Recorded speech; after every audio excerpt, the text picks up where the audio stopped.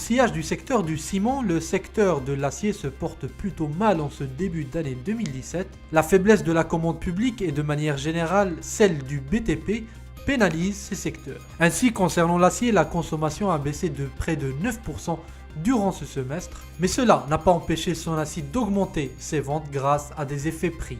Emin Abrak, directeur général de Sonacid, revient sur les faits marquants de ce semestre. L'activité du premier semestre de la société Sonacid a profité d'un certain nombre d'évolutions sur le marché international. Ça a été aussi une occasion pour réorganiser un certain nombre de choses sur le marché local.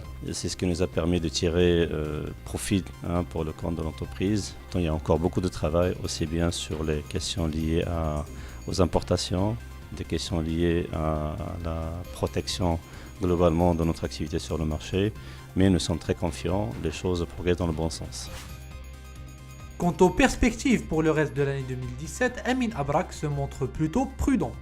Deuxième semestre, c'est toujours un peu difficile parce qu'il y a déjà un premier trimestre qui est difficile, qui commence par le mois de Ramadan et qui se termine par l'Eid el-Kebir. Donc c'est généralement un trimestre où c'est un peu difficile. Et normalement, on devrait espérer de retrouver plus ou moins le même rythme pour le dernier trimestre, Inch'Allah.